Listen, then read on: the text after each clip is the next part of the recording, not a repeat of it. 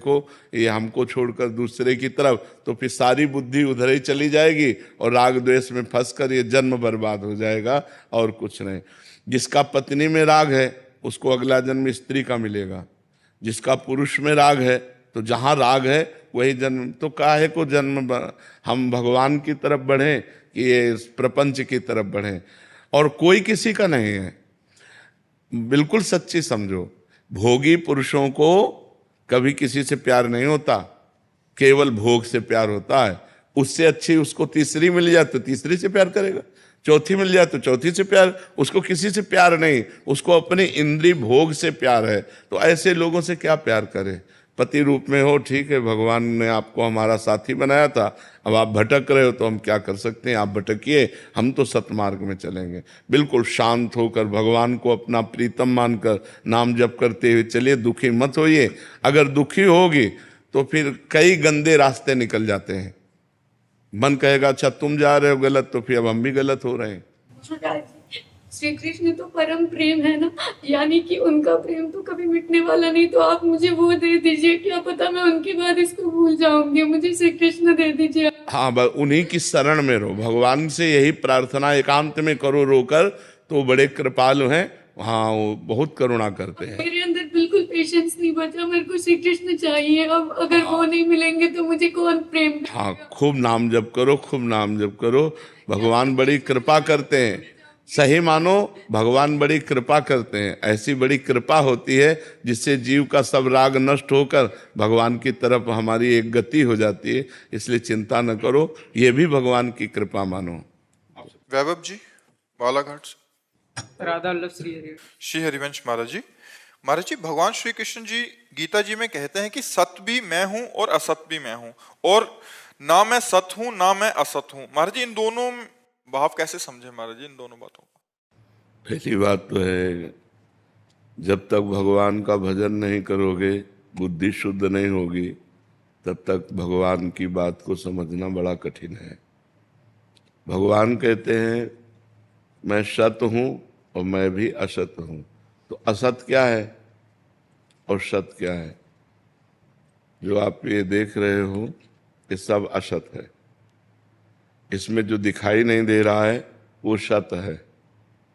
जो दिखाई नहीं दे रहा वो कौन है? वो ईश्वर का अंश, परमात्मा अंश, परमात्मा स्वरूप सत है। वो दृष्टि से कहाँ दिखाई दे रहा है? और जितना दृष्टि से दिखाई दे रहा है, गो गोचर जहाँ लग मन जाई, सो सब माया जानो भाई। जहाँ तक हमारी दृष्टि जाए, जहाँ तक हमारी इंद्रियां जाएं, जहाँ तक हमारा मन जाए, वो सब माया है। जहाँ मन का प्रवेश नहीं है वो सत है, वो अपना स्वरूप है। जो अंतःकरण को बाधित करके अपने स्वरूप को पहचान लेता है वो भगवत स्वरूप हो जाता है। तो भगवान सत स्वरूप है। तो फिर ये क्या है? बोले ये असत है, तो ये भी तो भगवान है। जैसे सोना जब गहना नहीं बना था तब सोना था, जब गहना बिगड़ जाएगा तो भी सोना रहेगा। तो बीच में क्या है? सोना ही तो है। जब ये मनुष्य शरीर तुम्हें नहीं मिला था तब तुम परमात्मा स्वरूप थे। जब ये नहीं रह जाएगा तब तुम परमात्मा स्वरूप हो जाओगे। तो बीच में कौन है? परमात्मा स्वरूप ही तो है। तो ये जो सृष्टि प्रकट हुई वो स्वयं परमात्मा ही बना, कोई और नहीं बना। वही पंचभूत बना, वही इंद्रियां बना, वही मन बना, वही पूरा जगत बन गया। वासना वासुदेवस्य वासितम भुवनत्रयम् सर्वभूत निवासोस्मि वासुदेव नमोस्तुते। वो वासुदेव भगवान अपनी ही इच्छा से अपने आप को इस संसार के रूप में प्रकट कर लिया। तो जब बोध होता है तो होता है वासुदेवा सर्वमित समात्मा सुदुर्लभा। सब भगवान वासुदेव है, पूरे के पूरे, इतना भी कुछ नहीं है, केवल भगवान ही भगवान है। बात समझ में आई? तो पहले सिद्धांत है ब्रह्म सत्यम जगन मिथ्या।